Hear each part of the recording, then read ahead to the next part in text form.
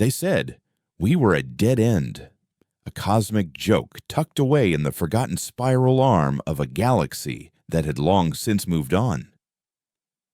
Earth. The name itself was Mud and Rock, a primitive sound compared to the crystalline chimes of Imperial Center or the resonant hum of the core worlds. To the Galactic Imperium, we were less than a footnote. We were a resource node, a quarantine zone for a species too stubborn to die and too fractured to matter. Our ships were rust buckets. Our technology was a century behind, and our ambition was a flickering candle in a hurricane. They called us the Dirtborn, and we were taught to be grateful for the scraps they let fall from their table. I was a rock hauler on Titan, running a grav sled that was older than my grandfather, dragging chunks of frozen methane from the deep shafts to the orbital loaders that fed the Empire's insatiable hunger. It wasn't a life. It was a sentence. You worked until the radiation cooked your blood or the cold seeped into your bones for good. Every cycle, the Imperial Proctor would dock, his gleaming white cutter a stark insult against the grime of our station. He'd inspect the tithe, his face a mask of bored contempt, while his guards, chrome-plated giants with pulse rifles, would stare through us as if we were just another part of the machinery. We were ghosts in our own home. I learned to keep my head down, my mouth shut, and my thoughts to myself. The only thing that mattered was making quota and earning enough credits for a recycled nutrient bar and a few hours of rack time. Hope was a contraband currency, and none of us were rich enough to afford it. The day it all changed started like any other with the shriek of overburdened metal and the taste of ozone in the recycled air. We were in Shaft 9, a deep bore that the station's engineer said was getting unstable, but the Proctor had upped the quota, and Imperial demands didn't care for geological surveys. My sled, the Jenny, was loaded past its safety limits, its grav plates groaning as I navigated a narrow tunnel a kilometer beneath Titan's frozen surface. I was thinking about Miri, my little sister back on Earth, wondering if the credits I'd sent would be enough for her lung treatments. The air in the lower districts of Neo-Denver was a toxic soup, another gift from our Imperial benefactors, who had stripped our world of its atmospheric processors decades ago. That's when the world ended. A deep, resonant thud echoed through the ice and rock, a sound so profound it felt like the moon itself had cracked. The tunnel lights flickered and died.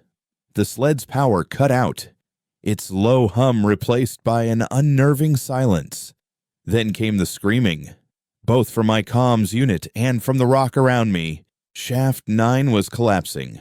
My partner, an old hand named Reese, was on the comm, his voice a panicked rasp. The main supports are gone. Kyle, the whole sector is coming down. I could feel it in my teeth. The vibration of millions of tons of rock and ice surrendering to gravity. We were dead. There was no escape. The nearest emergency shelter was 2 sectors away, through tunnels that were already pancaking into oblivion. Reese was shouting a prayer, his voice choked with terror. I just closed my eyes, a sudden, cold calm washing over me.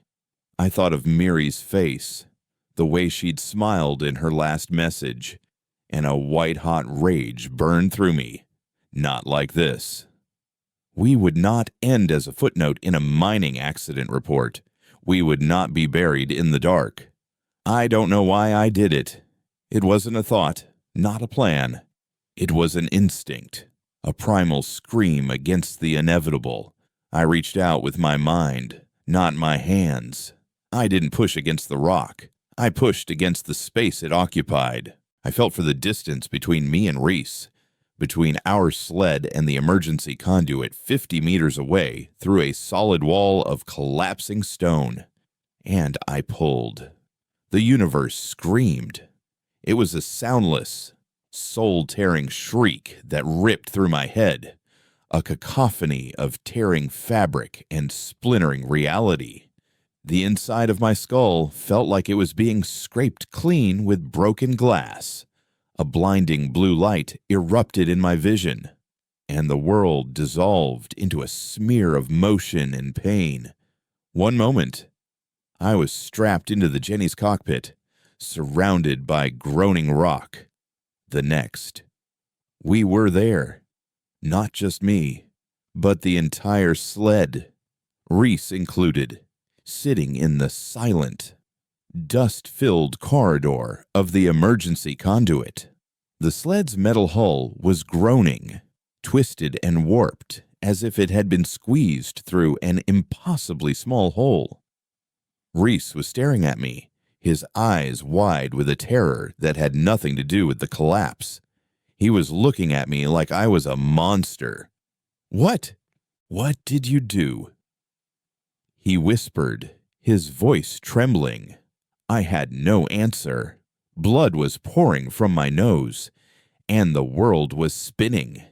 The scream in my head slowly faded to a dull, throbbing hum, like a phantom echo of a wound that had been torn in the world itself. I had just done the impossible, and in the cold, silent dark of a dying moon, I knew my life as a ghost was over. The Imperium had specters of its own, and they hunted monsters like me. The official story was a miracle. A freak seismic event had caused the collapse, but a subsequent tremor had miraculously opened a fissure directly into the emergency conduit, allowing Sled 734 to pass through to safety. It was a lie so thin you could read the Imperial datapad through it. No one believed it. Least of all the two men in immaculate gray uniforms who arrived from the Proctor's cutter. They weren't guards. They moved with a predatory grace, their eyes scanning everything with an unnerving intensity. Inquisitors from the Purity Corps. Their job wasn't justice or law, it was sanitation. They cleansed the galaxy of what they called genetic corruptions, aberrations, and statistical anomalies. People like me. They took Reese first. I watched them lead him away, his face pale, his eyes refusing to meet mine. They questioned everyone, their inquiries precise and methodical. They weren't looking for a cause. They were looking for a source. I knew it was only a matter of time. I packed a small bag, my hands shaking, a few credits, a spare filter for my rebreather, and the small, worn hollow pendant with Miri's picture inside. I was planning to steal a maintenance skiff, make a run for the outer belt, and disappear. It was a fool's hope, and I knew it. There was nowhere to run where the Empire couldn't reach. I was halfway to the maintenance bay, sticking to the shadows of the service corridors, when a hand clamped down on my shoulder. I spun around, my heart hammering against my ribs, expecting the cold, dead eyes of an Inquisitor. Instead, I saw a woman. She was lean and sharp-edged, with pale hair pulled back in a severe knot and eyes the color of a winter storm. She wore the nondescript gray jumpsuit of a station tech, but the way she held herself, a coiled, dangerous stillness, told me she was anything but. In one hand, she held a data slate. In the other, a compact neurostunner pointed steadily at my chest. "Kaylin Vance," she said, her voice low and devoid of emotion. It wasn't a question. "You have two choices. You can come with me, right now, without a word. Or you can stay here and explain your miracle to the men in gray. I doubt they'll be as polite." My mind raced. This was a trap. Another layer of the Empire's web. "Who are you?" I demanded. My voice barely a whisper. She gave a faint, mirthless smile. I'm the reason you're still breathing. We've been watching you. Mr. Vance. We saw the energy signature from the collapse. A space-time distortion. Unmistakable. If you know what to look for. My blood ran cold. The Purity Corv is thorough, she continued, her eyes glancing down the corridor. They'll find you. They'll dissect you, mind and body, to understand how you did what you did. And when they're finished, they will burn what's left. My offer is your only alternative. She didn't offer hope or freedom. She offered an alternative to annihilation. In the Empire, that was the closest thing to salvation you could get. I looked past her, down the long, dark corridor, toward a life of running and hiding. And then I looked at the cold, steady purpose in her eyes. I had no choice. I never did. Okay. I breathed. Where are we going? She holstered the stunner. Somewhere they won't think to look. She led me not to the main docking bay, but to the station's refuse disposal unit. A massive garbage hauler, the Stray Dog, was docked at the airlock, its hull a patchwork of mismatched plates, scorched and dented from 1,000 atmospheric re-entries. It was the ugliest ship I'd ever seen. This is it, I asked, incredulous. They're looking for a high-tech anomaly, a ghost in the machine, she said, keying a code into the airlock. They're not looking for trash. The inside of the ship was a stark contrast to its exterior. The cargo bay was a chaotic but organized workshop, filled with scavenged Imperial tech, exposed wiring, and humming consoles. In the center of it all was a large, spherical device suspended in a magnetic field, pulsing with a soft blue light. It looked like a heart made of energy and steel. Welcome to the real world, Kaylin. The woman said. Her name, I would learn, was Ilara Roshenko.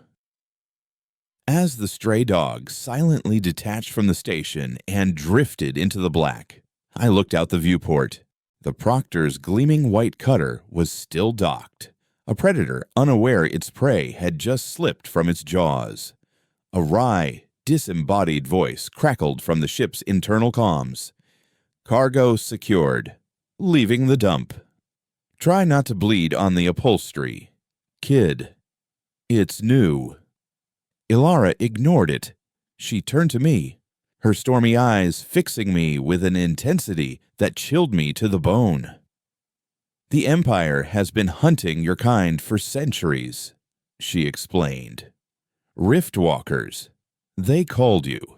Individuals who could fold space. They thought they had eradicated the gene. You're an impossibility. A ghost they thought they'd exorcised. And now, Earth is facing its own exorcism. She brought up a holo display. It showed a fleet of Imperial warships blockading Earth, and a formal decree, the genetic tithe, a mandatory screening of 10% of the population, ostensibly for public health. We both knew it was a hunt. They were looking for more like me. Earth's government is preparing to comply, she said, her voice laced with contempt. But some of us would rather die on our feet. We can't fight their fleet. We don't have the ships or the weapons. But we have you. You are a weapon they don't understand, a knife they won't see coming. I stared at the holo, at the image of my home world shackled and helpless, and then at the glowing heart of the machine in the cargo bay. I was no soldier. I was a miner, a survivor. But looking at Ilara's grim face, I understood. She hadn't saved me. She had recruited me. I wasn't a passenger on this ship. I was its payload, and for the first time, looking out at the endless, star-dusted dark. I felt a flicker of something I hadn't felt since I was a child, looking up at the sky from a smog-choked city. It wasn't hope.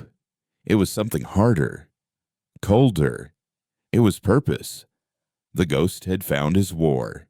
The transition from the grimy, recycled air of the Titan mining station to the clean, filtered atmosphere of the stray dog was jarring. I awoke on a narrow cot in a small Spartan cabin, the thrum of the ship's drive a steady, deep-seated vibration in my bones. The scream in my head was gone, replaced by a dull ache behind my eyes, and the metallic taste of blood still lingered on my tongue. For a moment, I was adrift, untethered from the life I knew, a ghost floating in a new, unfamiliar machine. Alara was there when I emerged, standing by the glowing spherical device in the cargo bay. She handed me a nutrient paste and a bulb of water, her expression unreadable. "Jax is running a diagnostic on the drive," she said, her voice as crisp and cool as before. We slipped out of the Sol system through a dead corridor. By the time the Purity Corps realized you were gone, we were already a ghost in the static. The wry voice from before crackled over the ship's comm. A very fast, very ugly ghost. Mind you, don't smudge the glass. Alara, I just cleaned it. I looked toward the cockpit and saw him for the first time, not a man so much as a component of the ship itself. His name was Jax, and he was wired into the stray dog's command chair, his spine fused to the vessel's main data conduit. Thin silver wires ran like veins from his temples into the console, and his eyes were augmented optics that glowed with a faint cyan light. He was the ship's pilot, engineer, and, it seemed, its soul. He gave me a lazy, two-figured salute without turning around. The anomaly. Welcome aboard the garbage scow at the end of the universe. Try not to break anything important. Or anything. Really. My training began without ceremony. There were no lectures, no manuals. Alara simply placed a small, polished steel bolt on a workbench 20 feet away from me. "Move it," she commanded. I stared at her, then at the bolt. Move it how I don't even know what I did. Alara's gaze was like chipped flint. You felt it, the pull, the tear. Find that feeling again. This time, control it. She gestured to the glowing sphere suspended in the center of the bay. This is a resonance amplifier. Jax built it from scavenged Imperial deep scan tech. It should help you focus the energy, give you a handle on the storm in your head. It will also prevent you from accidentally ripping a hole in the hull. Probably. I took a deep breath, the sterile air doing nothing to calm the frantic beating of my heart. I closed my eyes and reached for the memory of the collapse, the terror, the rage, the desperate, world-breaking pull. I found a flicker of it, a dark, vibrating thread deep inside me. I focused on the bolt, trying to wrap that thread around it, trying to tug. The world went red. A spike of pure agony lanced through my skull, and I collapsed to my knees, clutching my head as blood streamed from my nose. The bolt hadn't moved a millimeter. Jax's voice was dry. Well, that was a spectacular failure. The amplifier is reading a massive, uncontrolled energy spike. You're not trying to move a bolt. Kid, you're trying to punch a hole in reality with your face. For days, it was the same. I would stand before the amplifier, focus on the target, the bolt, a wrench, a data chip, and try to find that thread of power. Each attempt ended in failure and a fresh wave of blinding pain. I felt like a fraud, a freak whose one-time miracle was a fluke born of terror. Alara was relentless. She showed me Imperial news feeds from Earth, grainy footage of the tithe beginning. Men, women, and children lined up in sterile white corridors, their faces a mixture of fear and resignation. Imperial bioscanners hovered over them like metallic insects, searching for the genetic marker, the hidden flaw, the signature that would condemn them. They took a whole block in Neo-Denver yesterday, Alara said, her voice flat, as she showed me a map of my old home district. Your sister sector is scheduled for processing in 3 weeks. The words were a knife in my gut. She was using Miri, using my love for her as a goad, a tool to force the power out of me. I wanted to hate her for it. But when I saw the flicker of something haunted in her own eyes as she looked at the screen, the hate died in my throat. We were all running from ghosts. The Empire fears what it can't control, she told me one cycle, as I lay on the deck, my head throbbing. Before they rose, there were stories of rift walkers who could move ships between stars in a heartbeat, who could step through walls. The first emperor declared them an abomination, a perversion of natural law. He hunted them, burned their worlds, and rewrote history to erase them. The Purity Core was born from that crusade. To them, you aren't just a weapon, you're heresy made flesh. The breakthrough came from Jax. He called me to the cockpit, his augmented eyes swirling with data. He brought up a complex schematic of warped grids and flowing energy patterns. You're thinking about it all wrong, he said, his voice losing its usual cynical edge. You're not moving an object from point A to point B. That's impossible. You're moving point B to point A. You're not pushing the bolt. You're pulling its destination to it. Space isn't empty. Kalen, it's a fabric. What you can do is pinch it, fold it over on itself so 2 distant points touch for an instant. He pointed a slender metallic finger at my head. The energy required is immense. Your brain is the processor. Your will is the command. But your body is the power conduit. The pain, the bleeding, that's the price. It's the friction of reality itself resisting what you're doing. Fold the space. Don't push the object. The idea was so simple, so alien. It broke something loose in my mind. The next time I stood before the amplifier, I didn't look at the steel bolt. I looked at the spot on the workbench beside me where I wanted it to be. I closed my eyes and didn't try to pull the bolt. I pictured the empty space next to me, and I pulled it, dragging it through an unseen dimension until it overlapped the space the bolt occupied. There was no scream, no blinding light, just a soft, soundless pop, like a bubble bursting. I opened my eyes. The bolt was gone from the far workbench. It was sitting right beside me, cool and solid.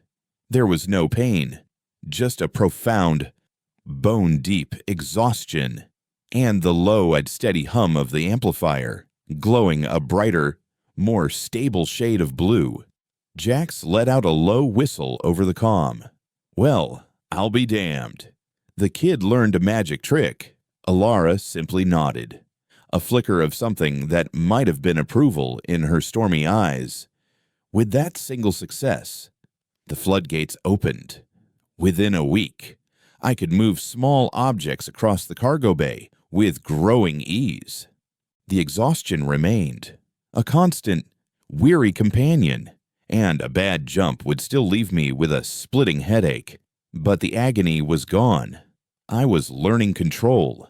I learned to feel the texture of space-time, its pliability, its resistance. It was like learning to see in a new color. I could feel the ship around me, not just as metal and wires, but as a bubble of stable reality moving through the warped, uneven currents of the void. It was then that Alara finally revealed the true nature of our mission. We weren't a rescue party. We were a surgical strike. The blockade is commanded from the I.G.Z. Vigilance, she explained, displaying a holographic schematic of a massive Imperial battlecruiser. It's the fleet's nerve center, all targeting data, all tithe coordination, all communications are routed through its command bridge. For a few brief moments, a standard fleet rotation will leave its aft shields at minimum power. That's our window. She pointed to a small and cylindrical device on the table. It was sleek, black, and utterly featureless. This is a quantum resonance disruptor. When it activates, it will overload every energy system within a 500-meter radius.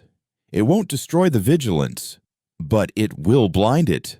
Comms, sensors, tactical displays, everything will go dark.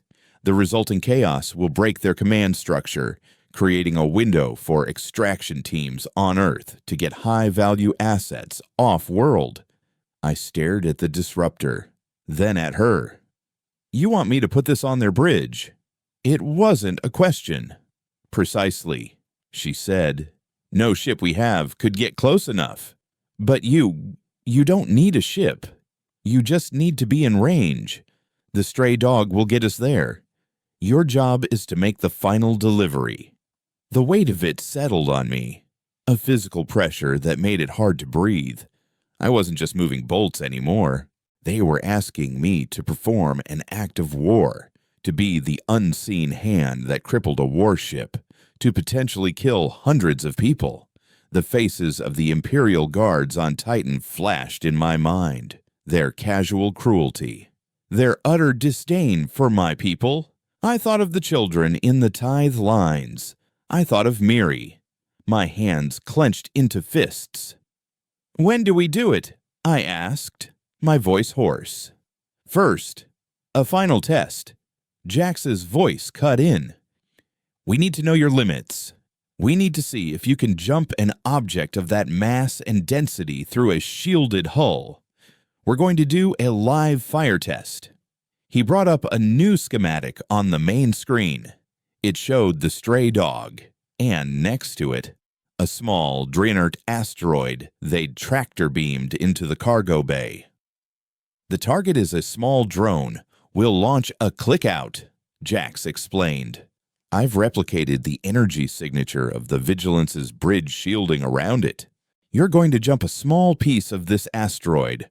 Right here, he indicated a fist-sized chunk from our cargo bay, through the void, through the drone's shield, and into its core. It was 1,000 times more complex than moving a bolt across a room. This was a moving target, through a shield, across a vacuum. This was real. I stood before the amplifier, the asteroid chunk resting on a platform. Alara and Jax were in the cockpit, their voices a low murmur in my earcom as they monitored my vitals and the amplifier's output. Drone is in position, Jax said. Shields are active. It's all you. Kalen. I closed my eyes, sinking into the state of focus I had learned, feeling the fabric of space around me. I found the drone, a tiny pinpoint of reality a kilometer away. I found the piece of rock in front of me. I took a deep breath, and I pulled. Something went wrong. The moment I initiated the fold, I felt a terrible, shearing sensation. It wasn't the clean pinch of my previous jumps. It was a jagged, uncontrolled tear. The amplifier shrieked, a high-pitched alarm that echoed the scream in my own head. A flash of agonizing light, and I was thrown back against the far wall of the cargo bay. Red lights flashed throughout the ship. A klaxon blared. Hull breach, in the aft cargo section. Elara shouted over the comm. I scrambled to my feet, my head reeling. The asteroid chunk was gone, but across the bay, a perfect, circular section of the stray dog's inner hull, 2 meters in diameter, had vanished. Through the shimmering containment field that had snapped into place, I could see the cold, indifferent stars. I hadn't just jumped the rock. In my failed attempt, I had taken a piece of our own ship with it. Jax's voice was tight with a tension I'd never heard before. Target drone is gone. Not disabled. Kalen, gone. Whatever you sent, it didn't just pierce the shield. It annihilated it. The drone, and a sizable chunk of the space it was in. I stared at the hole in the wall, at the starfield beyond, my own ragged breath fogging in the chilling air. The power I held wasn't a tool. It was a cataclysm in waiting. I was a weapon, just as Elara had said, but I was unguided, unstable, and in that moment, I was more terrified of myself than I had ever been of the Empire. The test was a failure, but it had revealed a horrifying truth. I could do it. I could reach inside their flagship, and I could do far, far more than just deliver a package. I could unmake them. The aftermath of the failed test was a heavy, suffocating silence. Jax, for once, had nothing glib to say. He worked methodically, his cybernetic hands moving with a surgeon's precision to patch the hole in our hull with emergency plates. Elara stood by the main console, her arms crossed, her stormy gaze fixed on the star field outside. But I knew she was watching me.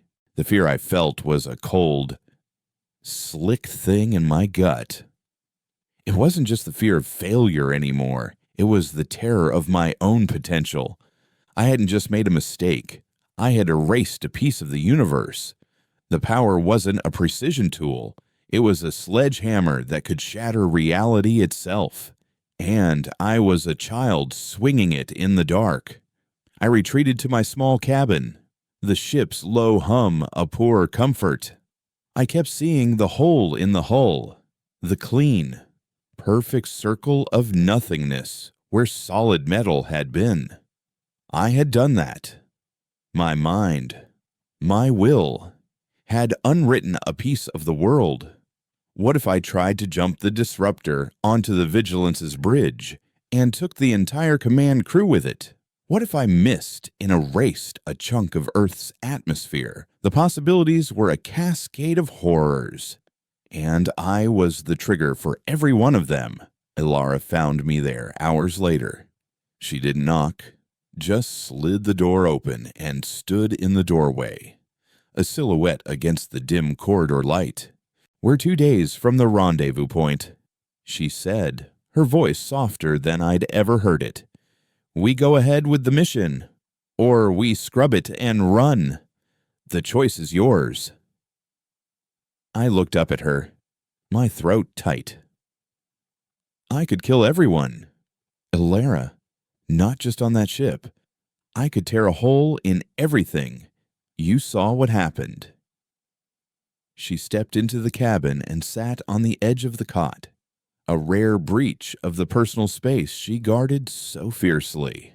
I saw what you could do, she corrected gently. I also saw what you've already done. You saved a man's life in a collapsing tunnel. You've mastered a power that my people have only theorized about for decades. You are not a monster, Kalen. You're a man who is terrified of the weapon he's been forced to carry. Her gaze was direct, unwavering. I know that fear. We all do, in our own way. For the first time, she let the mask slip. I saw not a hardened operative, but a woman carrying a weight of her own. My family was on Cygnus X1, she said, her voice a low murmur. A research outpost. The Imperium declared their work seditious. They were studying pre-imperial history, the truth of the Republic's fall. The Purity Corps didn't just shut them down. They sterilized the entire station. They called it a cleansing. I was off-world, a cadet in the Terran Defense Force. I watched the official report on a public feed. A tragic reactor malfunction. Lies layered on lies. She looked down at her hands. We fight with scraps and lies of our own because it's all we have. But you are a truth the Empire has tried to bury. The fact that you are afraid to use your power is the only reason I trust you with it. Her words didn't banish the fear, but they gave it shape. My fear wasn't of the power itself, but of becoming what the Empire was, an entity that erased lives with cold, calculated efficiency. Her trust was a heavier burden than her commands had ever been, but it was a burden I could bear. "I'll do it," I said, the words tasting like ash and iron. "But we need to understand what went wrong. I need to know I can control it." That was Jax's domain. He called me back to the cargo bay, to the now patched hull and the humming amplifier. His augmented eyes glowed with an almost manic intensity. He had been rerunning the sensor logs from the failed test, cross-referencing them with the amplifier's output. "It wasn't a mistake," he said, his voice buzzing with discovery. "It was a side effect. You didn't just fold space. For a microsecond, you tore it. When you pulled the destination, the drone to the origin, the rock you pulled too hard. You didn't just create a temporary wormhole. You created a localized paradox. The universe's self-correction protocol is messy. It deletes the conflicting data. The rock, the drone, the hull plating. They weren't destroyed. They just ceased to be." He brought up a new visualization, a swirling vortex of light and shadow. "This is what you did. I'm calling it a null space event. It's unstable, unpredictable, and monumentally dangerous. But," he paused, a slow, wolfish grin spreading across his face, "if you could learn to control the size of the tear, if you could aim the paradox." He didn't need to finish. I understood. I had a weapon that didn't just kill, it erased. My training shifted. We no longer focused on simply moving objects. Now, the goal was precision and restraint. Ilara and Jax devised a series of exercises, jumping microscopic trackers into shielded containers without disturbing the container itself. It was like learning to perform surgery with a lightning bolt. I had to feel the grain of space-time, to apply just enough force to create the fold without tearing the fabric. I learned to distinguish the smooth, clean hum of a stable jump from the jagged, discordant shriek that preceded a null space event. The pain was still a part of it, a sharp, stabbing reminder of the razor's edge I walked, but it was becoming a guide, a warning sign. Each successful, clean jump left me drained but whole. Each time I felt the tear begin, I would pull back, breaking the connection, collapsing the fold before the paradox could form. I was learning to ride the storm. 2 days later, we arrived at the edge of the Earth blockade. The stray dog, with its patchwork hull and forged transponder codes, was just another piece of cosmic debris, easily ignored by the Imperial fleet. Through our passive sensors, I saw it for the first time, the Ace, Vigilance. It hung in the void like a dagger aimed at my world's heart. A city-sized behemoth of gray armor and glowing weapon emplacements. It was a monument to the Empire's power, a declaration of its absolute, unchallengeable authority. And we were a garbage scow with a heretic in the hold, planning to give it a bloody nose. The tension on the ship was a living thing. Jax was a statue in his command chair. His consciousness merged with the ship's systems, monitoring the patrol routes, shield fluctuations, and communication frequencies of the Imperial fleet. Ilara stood beside me in the cargo bay, the quantum disruptor resting on a small, magnetized plate. She was dressed in a form-fitting black vac suit, her face grim. "The rotation window opens in 10 minutes, she said, her voice a low, steady anchor in the storm of my own anxiety. "Once you jump the device, I'll activate it remotely. Then all hell will break loose. Your only job is to get it there. Kalen, don't be a hero. Don't try anything else. Just the package. Understand?" I nodded, my mouth too dry to speak. The plan was for me to jump the disruptor and then immediately jump myself back to a prearranged coordinate a few kilometers away, where the stray dog would be waiting. A simple in and out. But nothing about this felt simple. I could feel the presence of the vigilance, not just on the sensors, but in the very texture of space around us. It was a weight, a gravity well of authority and menace. I placed my hands on either side of the disruptor, closing my eyes, and reached out. I found the bridge of the vigilance. Through the strange, sixth sense of my power, I could feel it, the hum of its life support, the thrum of its data cores, the faint energy signatures of the crew moving within. It was a bubble of life and order floating in the silent dark. "Window is open." Jax's voice came, clipped and sharp. "You have 90 seconds. I took a deep breath. I pictured the spot, an empty space on the main tactical console at the heart of the bridge. I felt the fabric of space-time, and with a surgeon's care, I began to pull. The connection was clean, the familiar hum of a stable-fold building in my mind. The disruptor began to shimmer, its form wavering as reality bent around it. I could feel the destination locking, the 2 points in space converging. Then, a new sensation, a presence. Something on that bridge pushed back.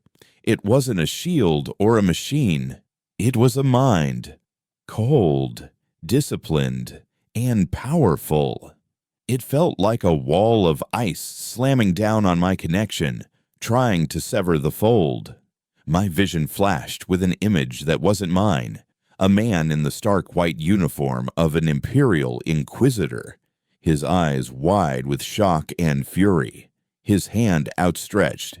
He was a psychic, a telepath, another thing the Empire officially denied but ruthlessly exploited. The Purity Corps had their own heretics. My concentration shattered. The clean hum in my head twisted into a discordant shriek. The tear. I was losing control. The paradox was forming. "Hey, Kalen! Abort!" Ilara screamed, her voice distant, as if from another world. But it was too late. I was locked in a struggle with another mind. A psychic tug-of-war across the void, with the fabric of reality as the rope. I couldn't let go.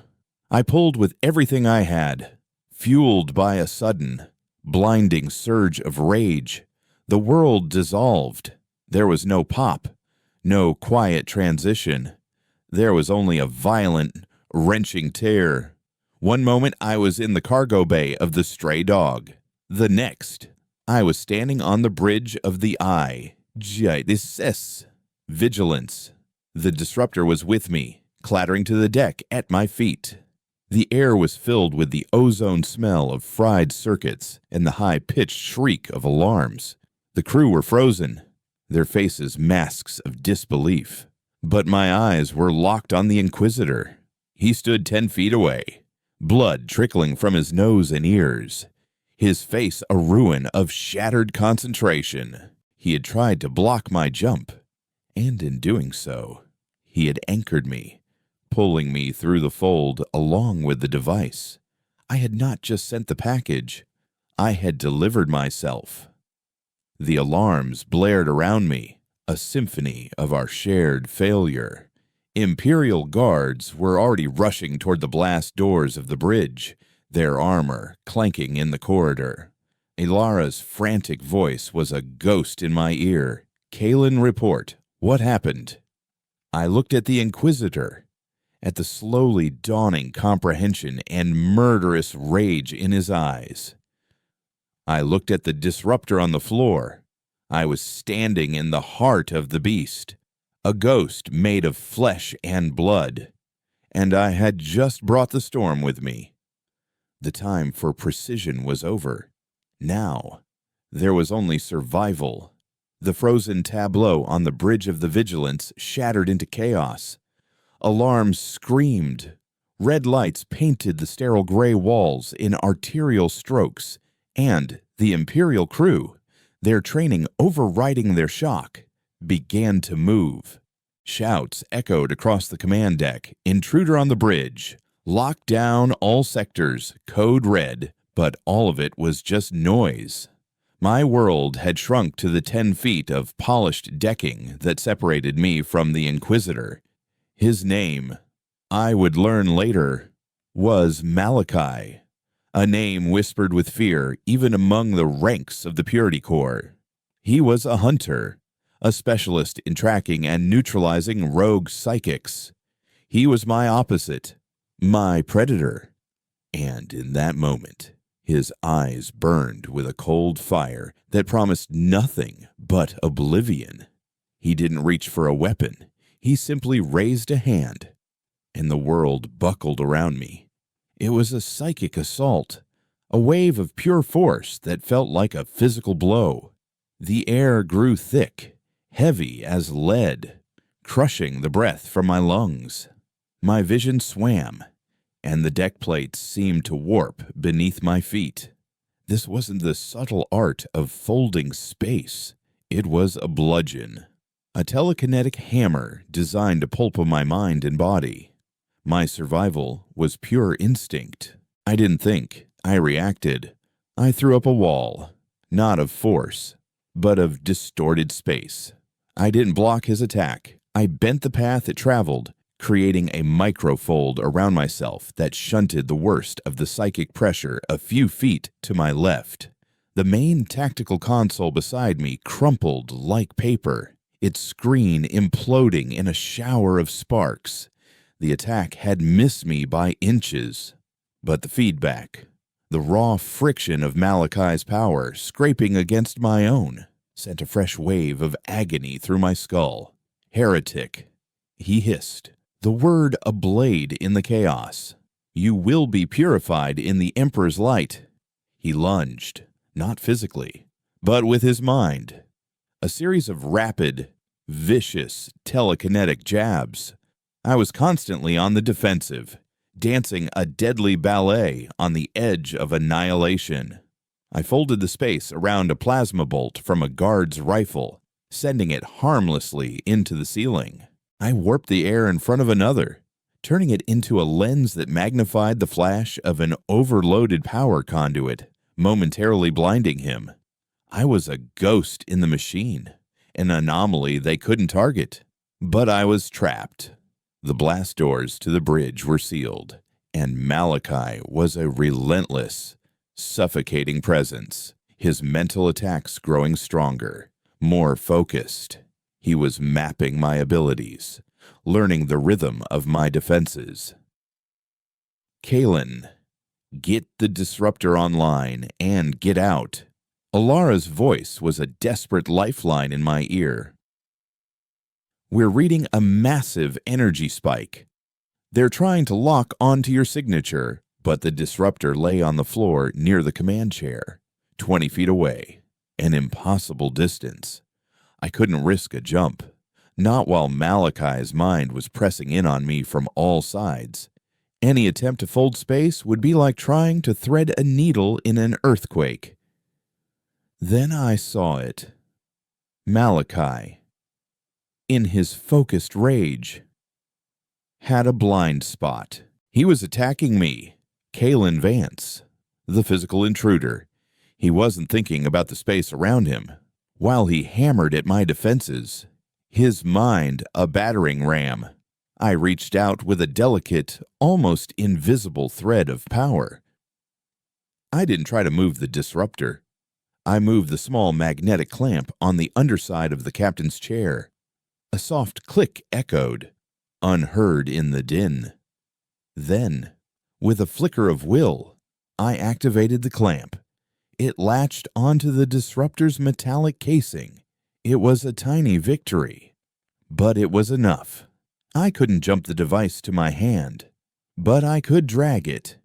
With agonizing slowness, I pulled, sliding the disruptor across the polished floor, hidden from Malachi's view by the chaos and the bodies of the guards I had managed to incapacitate.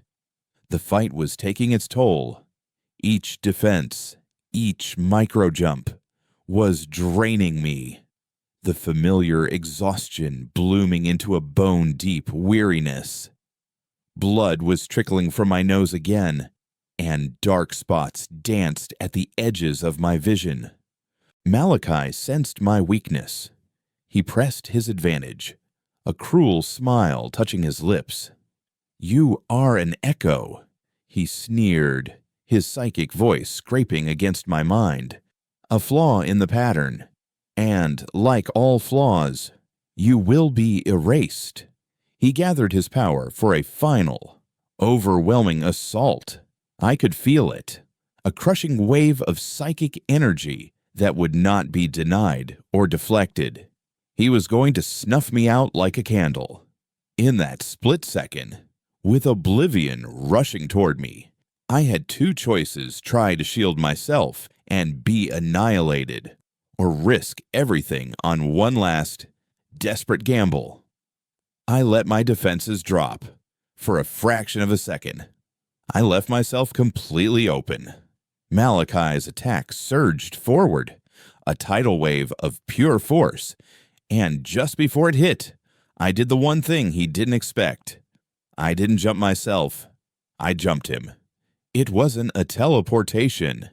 It was a spatial shift, a micro-fold of less than 3 feet, directly into the path of his own attack.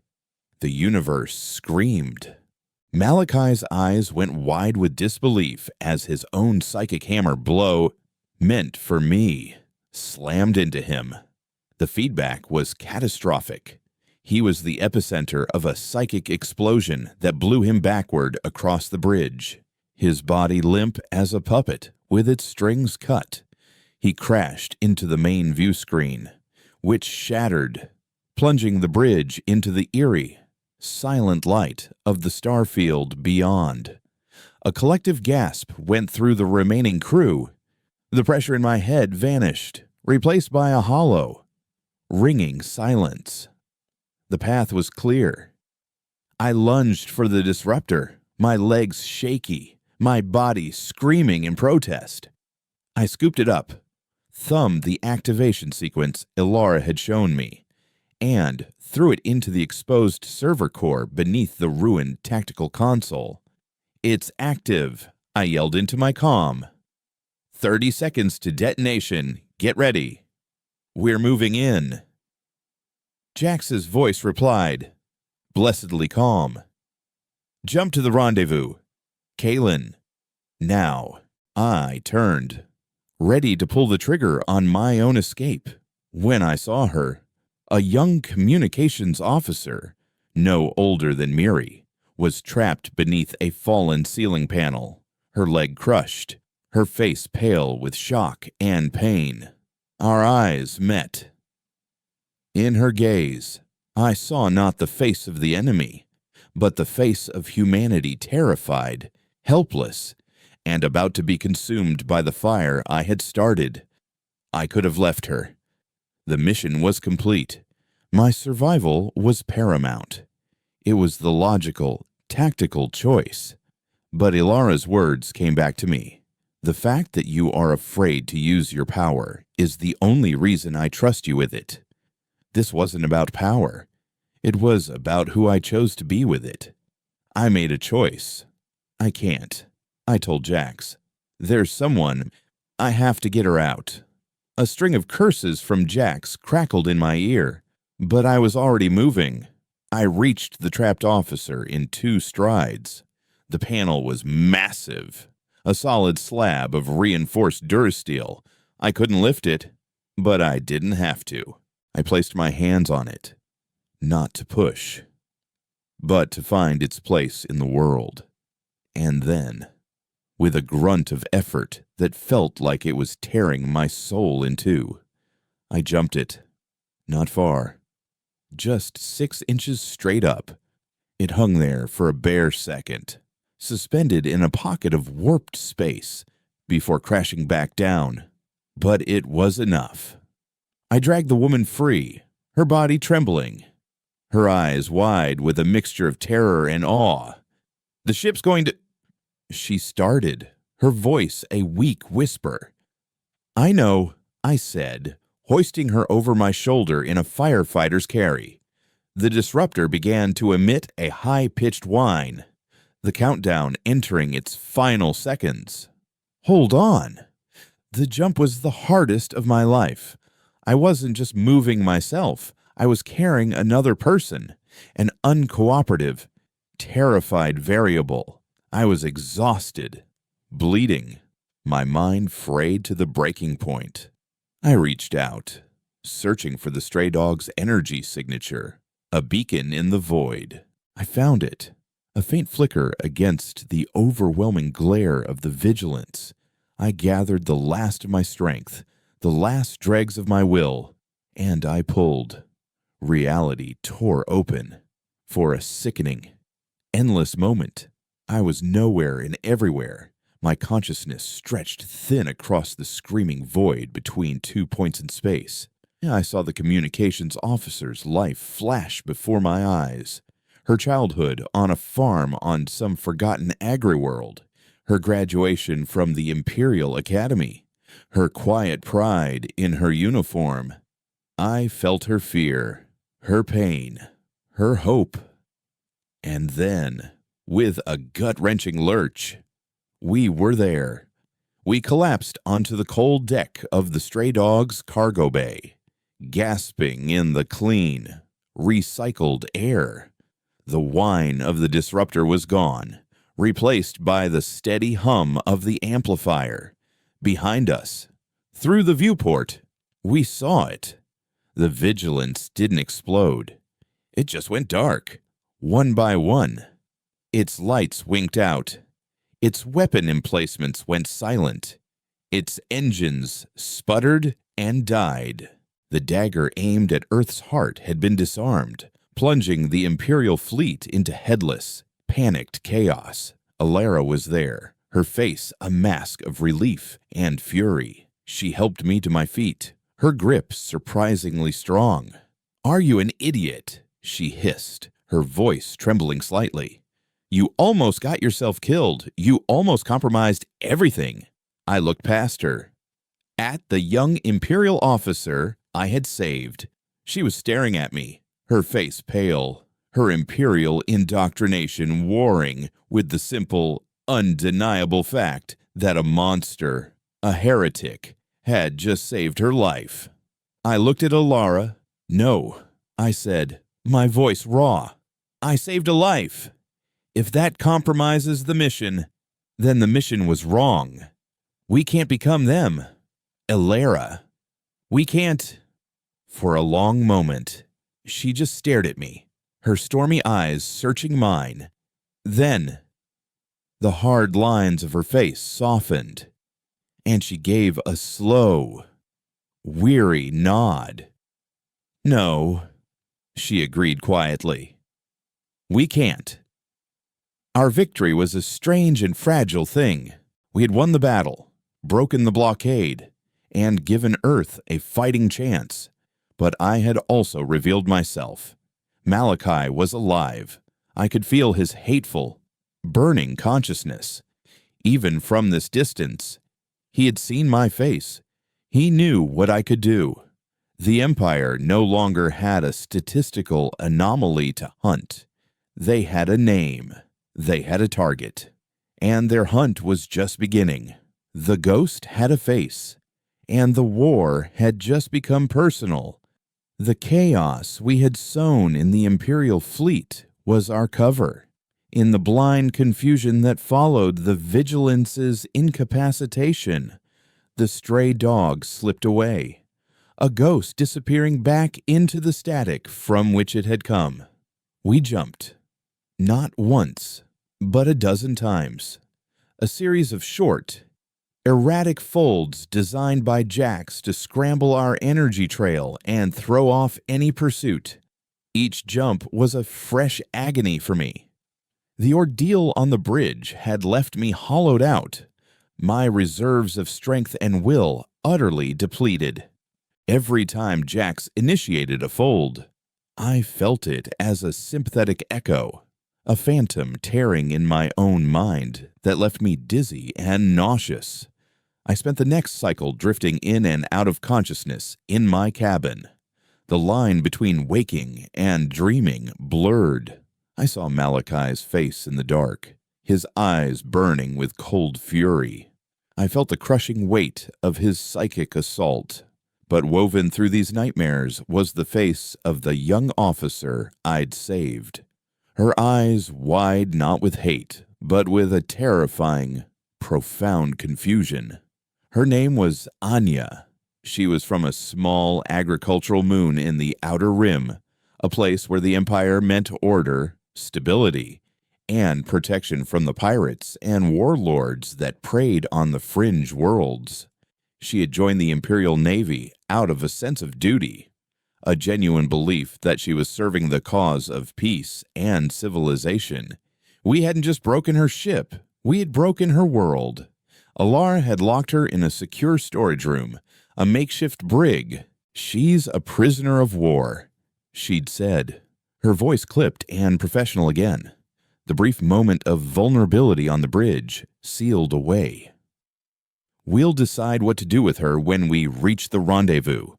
Our destination was a place that didn't officially exist, a hollowed-out asteroid deep in the Kuiper Belt, code-named Haven.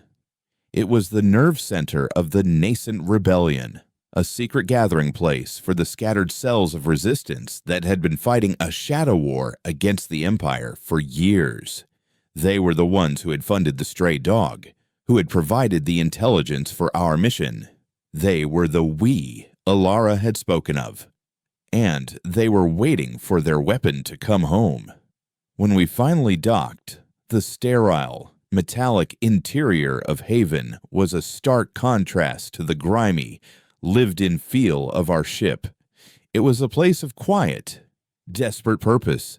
People in worn tech jumpsuits and scavenged armor moved through the corridors with a weary determination. They were ex-soldiers, disillusioned scientists, and political dissidents, men and women who had lost everything to the Empire and had chosen to fight rather than fade away. Our arrival was met not with cheers, but with a tense, hungry silence. They looked at me as I walked from the airlock, my steps still unsteady. I was a rumor made real, a ghost story told in hushed tones in darkened rooms. I was the Riftwalker, the impossible weapon, and in their eyes, I saw a dangerous, desperate hope. They saw a savior. I just saw a rock hauler from Titan who was in way over his head. The leader of Haven was a man named General Cassian Slade, a former hero of the Terran Defense Force who had been branded a traitor for refusing to bow to Imperial rule. He was a man carved from granite and regret, his face a roadmap of old battles and lost causes. He clasped my shoulder, his grip firm. "You did the impossible, son," he said, his voice a low, gravelly rumble. "You gave us a chance. You've shown them that they are not gods. They can bleed." His words were meant to inspire, but they felt like chains, each one adding to the crushing weight of their expectations. In the debriefing, I told them everything: the fight with Malachi, the psychic wall, the uncontrolled jump that brought me to the bridge. When I mentioned saving Anya, the room grew cold. A sentimental risk. One of the council members, a sharp-faced woman named Lena, said dismissively, "She's a security threat. She should be silenced." "No," I said, my voice quiet but firm, cutting through the murmurs of agreement. "We don't do that.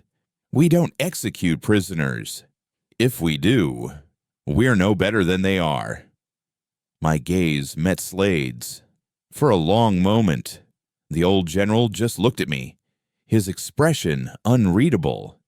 Then he gave a slow, deliberate nod. "The boy is right," he said. "We are not the Empire.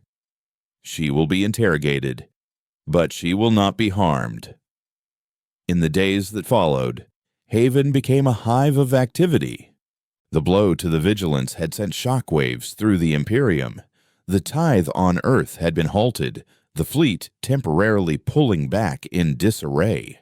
It was the breathing room the rebellion had desperately needed. Extraction teams were moving on Earth, getting key personnel and their families off-world. But it was a temporary reprieve. We all knew the Empire would be back, and they would come not with a blockade, but with an armada. And they would be hunting for me. Malachi would see to that. I spent my time with Jax, trying to refine my control. We used Haven's advanced simulators to practice complex jumps, weaving through asteroid fields and past sensor nets. I was getting stronger, my control more precise, but the fear of the null space event was always there, a dark shadow at the edge of my power. The tear in reality was a weapon of last resort, a self-destruct button for a small piece of the universe. To use it was to admit defeat, to become the monster Malachi already believed I was. I started visiting Anya. Ilara escorted me to her cell, her disapproval a silent, palpable thing. I would just sit with her, at first in silence, bringing her food, a book. She was hostile, then suspicious.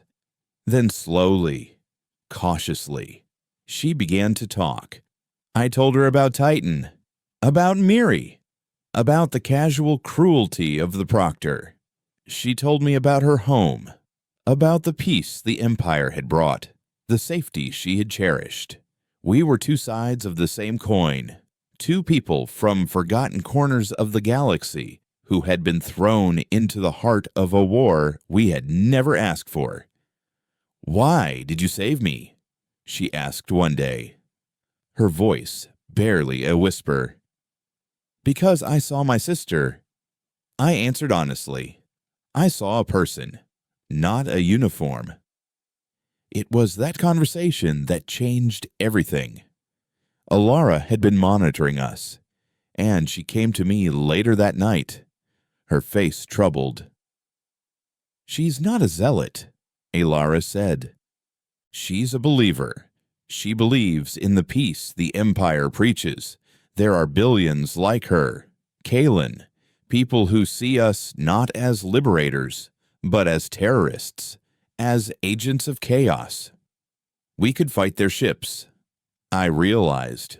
But how could we fight an idea? How could we win a war against people who believed we were the villains? The answer came from the last place I expected it, a coded, desperate transmission from Earth. It was from a source deep within the collaborationist government, a secret sympathizer. The Empire was returning. An extermination fleet, led by a new flagship. The Judgment was 3 days out.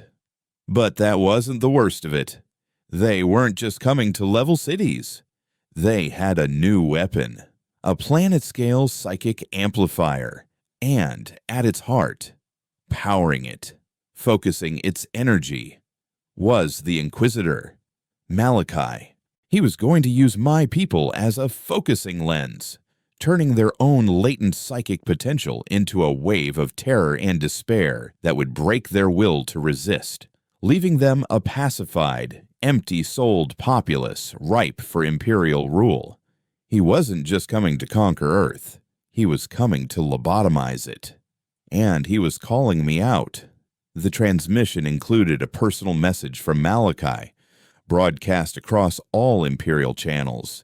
He showed a holo of my face, taken from the Vigilance's security logs. He called me the Void Heretic, a cancer that had to be cut out. He challenged me to face him, to stop him, promising that if I did not, he would turn Earth into a monument of silent, screaming obedience. It was a trap, a lure to draw me into a fight I couldn't win. The fleet was a fortress, and the amplifier would make Malachi a psychic god. To face him would be suicide. We have to run. Lena, the councilwoman, argued in the emergency meeting. We evacuate our key assets and let Earth fall. We can't fight this. We don't run, General Slade countered, his voice like stone. We have never run. Then what do you suggest? She shot back. We have no fleet that can stand against them. Our weapon is a single, unstable boy. All eyes turned to me. The weight of their hope and their fear was a physical thing, threatening to crush me. I thought of Miri, her face in the holo pendant I still carried. I thought of Anya, and the billions like her who didn't even know they were in chains. I looked at Alara, and I saw in her eyes the same fire that burned in my own. I finally knew what I had to do. I'll face him, I said, my voice steady. But not the way he wants. We're not going to fight his fleet. We're going to give them a ghost to chase. My plan was insane, born of desperation and a flash of terrifying insight from Jax. I wouldn't try to fight my way to Malachi. I would go around him. The psychic amplifier, Jax had theorized, would create a massive distortion in local space-time, a psychic gravity well, but at its very center, in the eye of the storm where Malachi himself would be, there would be a null point, a place of perfect, calm reality. I was going to jump directly into that null point. It was a jump into the heart of the sun. A 1 in a billion shot. But the true key to the plan was Anya. I went to her cell. I need your help. I said, I need you to speak to your people, not as a prisoner, but as a soldier of the Empire who has seen the truth. I told her about Malachi's plan, about the psychic lobotomy he was planning for my world. I asked her to record a message, to broadcast it on an emergency frequency she knew, to tell the people of Earth and the wider Empire what was really happening.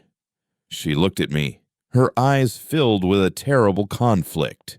To do so would be treason, a betrayal of everything she had ever believed. But she had also seen the truth of the Empire's methods, the face of the heretic who had saved her life. She nodded. I will do it, she said. The final hours were a blur of preparation. Jax fine-tuned the amplifier on the stray dog to give my jump the best possible chance. Ilara worked with Anya, helping her craft a message of truth and defiance. General Slade mobilized every ship in the rebel fleet, not to fight, but to create a diversion, a feint to draw the Judgment's attention. As I stood in the cargo bay, ready for the final jump, Ilara placed a hand on my arm. Be careful, Kalen, she said, her voice low. There was a universe of unspoken words in that simple phrase. I just nodded. I closed my eyes and reached out, past the rebel ships, past the Imperial Armada, into the roaring, psychic storm that was Malachi. I searched for the eye, the tiny island of calm in the hurricane of his hatred, and with the sound of Anya's voice beginning her broadcast in my ears, a message of hope in the darkness, I pulled. The world ended. The jump was unlike any other. It was a violent, soul-shredding passage through pure chaos. I felt Malachi's rage, his power, the collective fear of a billion minds, all of it scraping against my consciousness. Then, silence. I opened my eyes. I was standing in a stark, white chamber. In the center, suspended in a web of glowing energy conduits, was Malachi. He was wired into the machine, his eyes closed, his face a mask of serene concentration, and floating in the air before him, a dark and terrible marvel, was a perfect sphere of nothingness, a controlled null space event, a hole in the universe the size of my fist. He hadn't just learned to counter my power, he had learned to wield it. He opened his eyes, and they were black pits of cold. Empty space. You're late, heretic. His voice echoed, not in the air, but in my mind. Welcome to the end of your world. He smiled, and the sphere of nothingness began to grow. The war was over. The execution had begun. But as I looked at the growing void, at the man who had become a monster to hunt me, I felt no fear.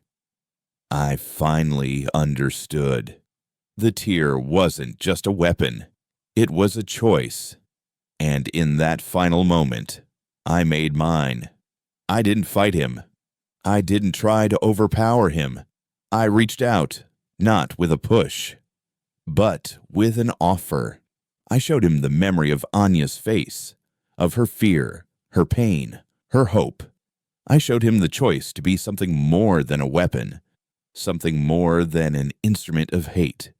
And as the void he had created threatened to consume us both, I jumped, not away, but inward, into the heart of the paradox itself, taking him, his hate, and my hope with me, into the silent, screaming dark. And in the sudden, deafening silence that fell over a world that had been saved, the galaxy finally heard the whisper of a ghost.